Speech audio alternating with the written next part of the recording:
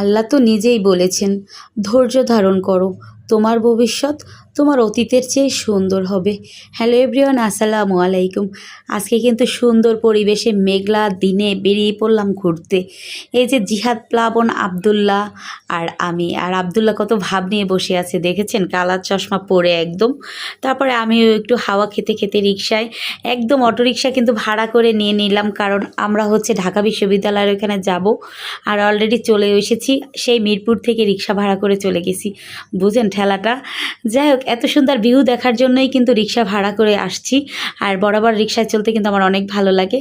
তারপর তিন ভাই মাশাল্লাহ নায়কের মতন হাঁটতেছে, আর ওদের জন্য অনেক দোয়া করলাম, জানি একদিন ওরা এই ঢাকা বিশ্ববিদ্যালয়ে চান্স পায় আর পড়ালেখার সুযোগ পায়, করতে পারে। যাক, তারপর কিন্তু আমরা এত সুন্দর ভিউ, এত সুন্দর জায়গা, হেঁটে হেঁটে একটু ভিডিও নিচ্ছি। আর একটা লেকের পাড় খুঁজছি, ঢাকা বিশ্ববিদ্যালয়ের এখানে লেক আছে, সেই লেকের পাড়টা খুঁজছি, বাট পাচ্ছি না। আর ভাইরাল এই জায়গাটা কিন্তু আমি একটু রাউন্ড দিলাম। তারপরে এই মজার চিপসটা পেয়ে গেলাম, তারপরে এই মজার চিপসটা খেয়ে নিচ্ছি, কারণ এই চিপসটা কিন্তু ছোটোবেলা থেকে আমার অনেক ভালো লাগে।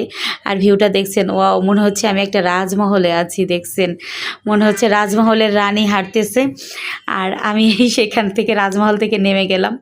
আর এত সুন্দর ভিউ, আর সূর্যমুখীগুলো মাশাল্লাহ আমার দিকে একদম তাকিয়েছিল, আমি তাদের কাছে গিয়ে একদম ছোঁয়া না দিয়ে পারলাম না, এত ভালো লাগছে। তারপরে কিন্তু এই চিপস খেতে খেতে হাঁটতেছি, আর হাঁটতে হাঁটতে বড় টায়ার্ড হয়ে গেছি।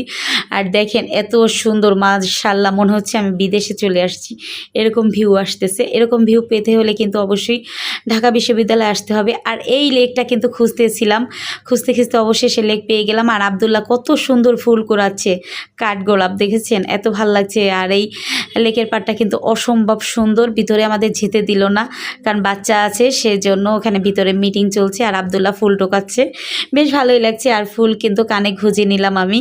এত সুন্দর ভিউ, আসলে সত্যি মনমুগ্ধকর পরিবেশ, না আসলে বুঝতেই পারতাম না যে আসলেই এত সুন্দর জায়গা। তারপর হাঁটতে হাঁটতে একটু ক্লান্ত হয়ে পড়লাম, মা আর ছেলে এখানে বসে ফুল নিয়ে খেলাধুলা করছি, কারণ আবদুল্লাহ অনেকগুলো ফুল কুড়াইছে, বেশ ভালোই লাগছে। কিন্তু তারপরে কিন্তু এই যে চলে যাচ্ছি, আর কি আর করব, মা ছেলে হাঁটা শুরু করলাম। আর অন্ধকার হয়ে গেছে, আসছি সেই দুপুরে, আর অন্ধকার হয়ে গেছে। আজকের মতো বিদায় নিব। তার আগে বলেন, ভিডিওটা যদি ভালো লাগে লাইক কমেন্ট শেয়ার দিয়ে পাশে থাকবেন। আর এখানে এত মজার মজার ফুচকা, ভাইরে ভাই, না খাইলে মিস করবেন।